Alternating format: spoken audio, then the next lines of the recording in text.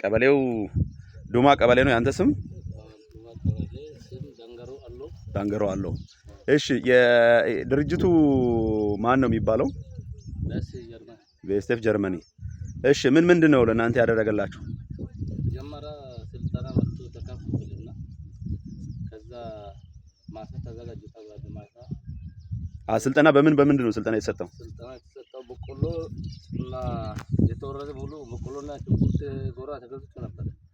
ግን በቆሎን የሚዘራውን ስልጠና በቆሎን በማሳም 2 ጊዜ ተገልብጦ በደንብ ገልብጣችሁ በቆሎ ከመጠን በኋላ በቆሎ በስርዓቱ እንትን ምንድነው ባለው በቆሎ ስለጣፋ ቤች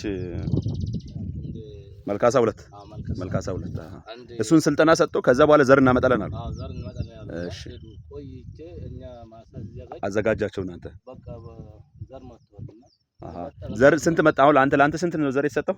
ዘር አንድ ባግ ከረጢት 12.5 ማለት ነው።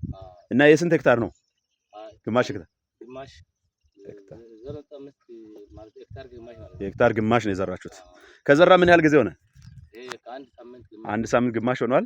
እሺ እዚህ ጋር በቪኤስኤፍ ጀርመኒ ስልጠና የወሰዱ እና ዘር ተሰጥቷቸው የዘሩ ሰዎችን ስማቸውንና የት አካባቢ እንዳሉ ንገረኝ እስቲ።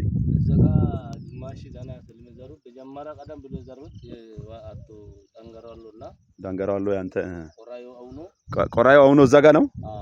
እሺ እና አሎ ወይታ ባላው ነው ይሾዋል። እዚህ አሁን የዘሩ ስንት ናቸው? 5 ዘው ናቸው የዘሩት። ወደዚህ ወርታች የሚታየው ገና አሁን እየበቀለ ያለው ታች ያለውም እሱ ነው ማለት ነው። አዎ ገና ነው መሰለኝ። ያን ድረስ ሞክረን እንዘራለን። በጣም ጥሩ። ከዚህ ከዘሩ ውጪ ሌላ ምንድን ነው የተሰጣችሁ? ከዘሩ ውጪ አከፋና ዛፒያ ባንጋ 3 ሰጥቷል እያንዳንዳቸው። እሺ